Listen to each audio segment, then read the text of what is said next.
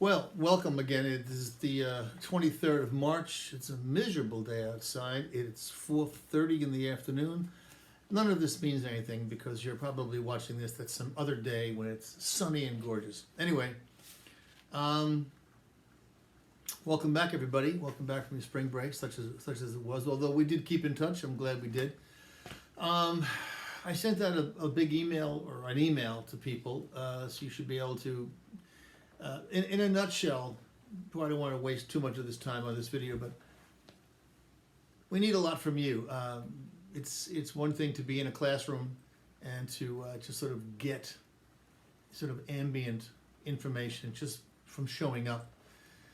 This situation with distance learning requires more of you and me, actually. I'm more often involved with correcting papers and making videos and sending links and all that stuff, which is I enjoy, but there's more to it. It takes more, and there's so much dependent on this thing right now. Us talking, not talking, us you hearing me. So,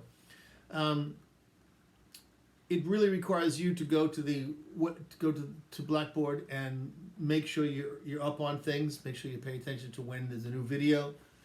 I won't always announce it on email. You should just go look. It'll be there. They're all numbered, so look for the latest one or ones. Take notes, ask questions. There's the discussion board, and that's going to be for particular questions that I'm posing. But you can also use it just to ask questions about other stuff too, if you'd like. I think that's in one way a better idea than just trying to get a hold of me on my Gmail, which you can do too, because that allows other people to be involved in the discussion. They might have a comment about something as well. So keep in touch, stay with it. Do the assignments, get them in a timely manner, and there'll be the occasional response to things that has to be written out in paragraph form, sent to me on email, or the discussion board I'll specify, just like we would do in class. Anyway, this next segment, we're not doing heroes anymore, we're into the next segment, which is right from the syllabus, which we'll pretty much stick to as best we can, is about identity. So I sat down to try to figure out what I'm going to say to you, and right away my brain went back to high school. For some reason, when I was a kid, younger than you are now, the idea of identity was this hugely wild philosophical idea. It was new to all of us. We're just kids. What do we know? High school. You remember high school? The idea of who am I, it was the first question that the professor asked when I went to high school over in Astoria, where I went to school, and I didn't know what he was talking about. I just checked my wallet, my identity. He is me, I have an ID card. It was a tricky question. And then he played some old Simon and Garfunkel songs. One of them was Sounds of Silence, and that just Sounds of Silence, and this is when I knew I wasn't in Kansas anymore. But welcome to the 60s. That's what it was. It was all about discovery, exploration and discovery. We've had conversations about this before in class, and I've touched upon those ideas. And I even might have mentioned in the class, I met in high school. I was a sophomore, I think. And one of my teachers, I kept badgering him. He was a real nice guy, a very smart guy. He's the one who first turned me on to reading The Stranger by Camus. And I used to badger him about the meaning of life. So one day, never forget, we're going up the stairs on the stairway in the school, and he stopped because I was behind him saying, "What's it all mean? What's it all about?" And he turned around and he looked down, and there I was, and he said, "Listen, it may be that just arriving to a point in your life when these questions are important is all we can hope for. That maybe there are no answers as such, but being smart enough to know what the right questions are." And so this was my introduction to identity. Today, fast forward a lot of decades, 2020, and we have the question of who am I is still a massively important question in anyone's life, in any thinking person's life, I think. It's still largely philosophical, but it's also incredibly specific. And depending upon who you speak to, specific is a sort of a generic term. It seems to be maybe compartmentalized or even fragmented. Even older people like me are questioning all of this stuff. And if we're honest, I think we can know that we're not really sure. Because once you start, we fall into stereotypes that have just been locked into us for the longest time, for centuries. And so how do you break out of this? And I forgot the music.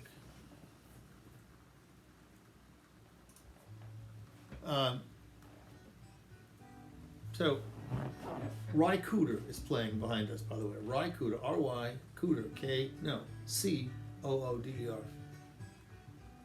Anyway, you know, for instance, if somebody asks me nowadays, I mean, gender-wise, I mean, a lot of us, especially my age, don't have a problem with noting that.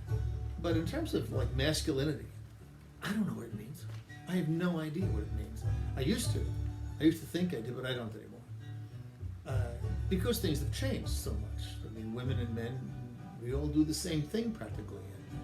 And, biology aside, the women's liberation movement really helped that along, and a lot of men became more enlightened and understand. When you get down to it, you really don't know.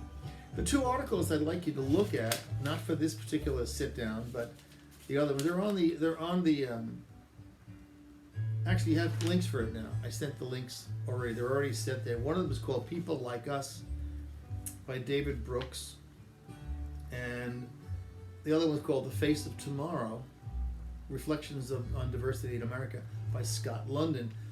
Good articles. I'd like to touch upon them in another video, the next one after this, when I'll do this probably tomorrow. But in the meantime, I need to think about this. On the syllabus that says identity, including, so far, race, morality, gender, sex, religion, language, in all of their ramifications. And again, this is not an issue about, you know, testing everybody's knowledge of all these things or even criticizing any of it. I've seen a bunch of videos. Students have recommended videos about the LGBTQ community, etc., and all of the various names people have taken to identify themselves with. And, you know, certainly everything about pronouns and all of that, and we're trying our best.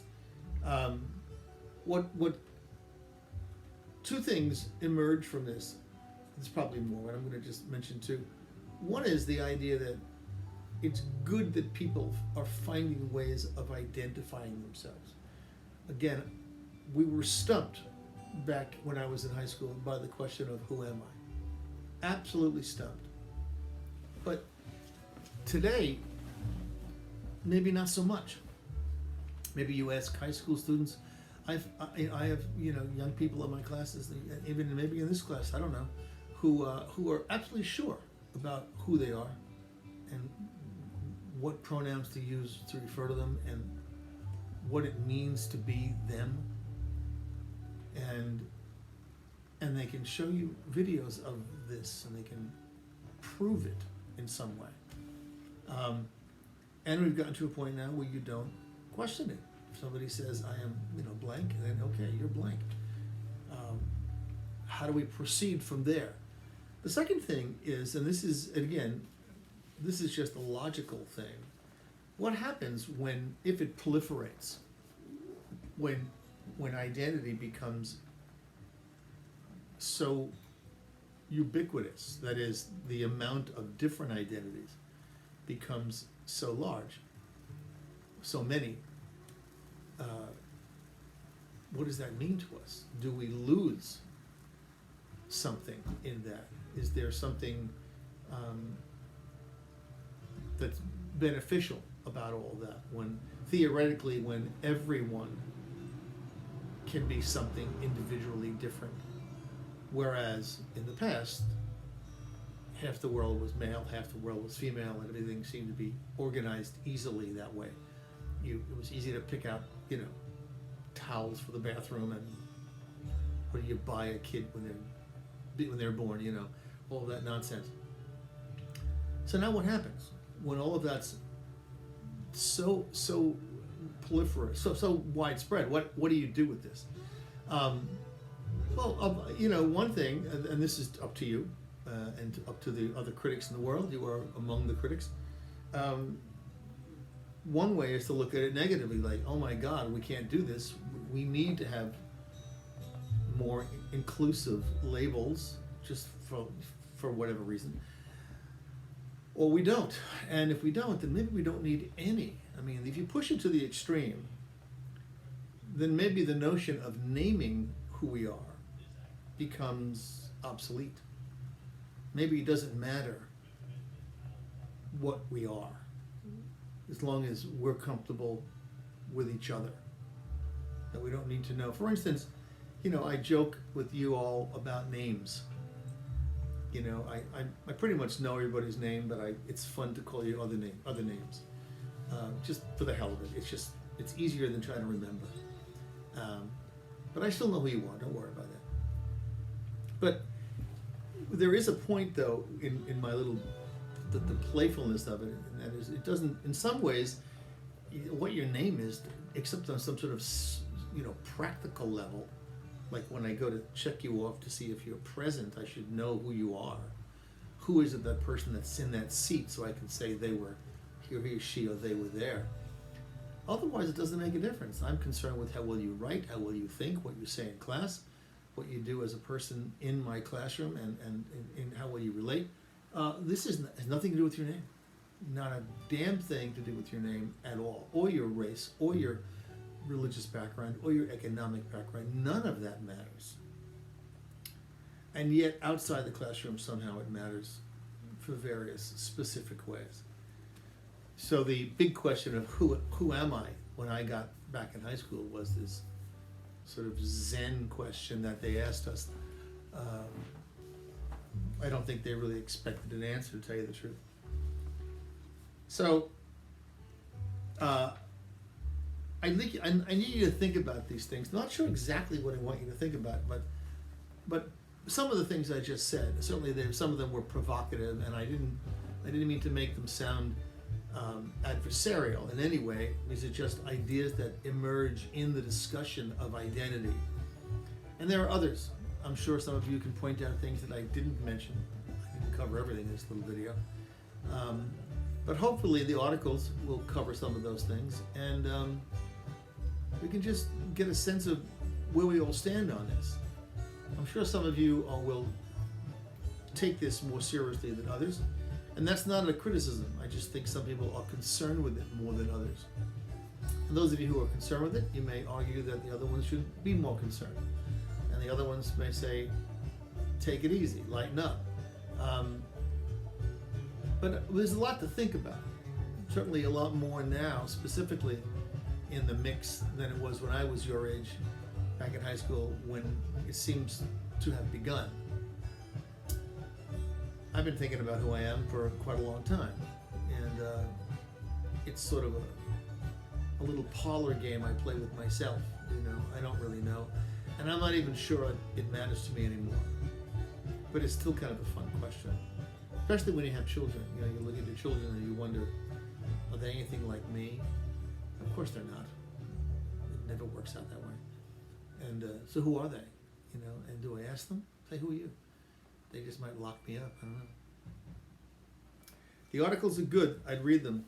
I'm going to go to the discussion board and take care of that. Start thinking about these things. There's also a short story in there called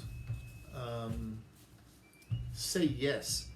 I'm going to have to hope that you can get a hold of that in the library. I'm going to try and get a copy of that and send a link. I don't know if it's available online yet. I got to see. I'll let you know. But if you can, get a hold of it. It's a really good story. It's by a guy named what's his name? Yeah. Oh no, is it that? So yeah, Tobias Wolff. WOLFF. And there's another short story called Love in LA by Dagoberto Gilb, G-I-L-B. It's on your syllabus. Please check it out. Another one called The Storm by Kate Chopin. All of these things I'm going to try to get available to you on Blackboard, and so you can just press the, cut and paste the link and get it going. Hang on. It's a little too country for me. But Ry Cooder is a wonderful guitar player, by the way. If you ever listen to his work, he's with the bottleneck, he's brilliant. Anyway, read those short stories. As I said, I'll try to get you the links and we'll talk about them. In the meantime, the next video we'll talk about, let's do, I don't know, either People Like Us or The Face of Tomorrow. I'm not sure which one. Be ready for both, and I'll put them up separately. Okay, peace everybody, stay well, wash your hands. Hope everything's going all right. Keep in touch. I think that's the main thing with this distance learning, oddly enough. More than ever, we have to keep in touch. More than we did in the classroom where we were already there in person. This is important to keep in touch. Peace.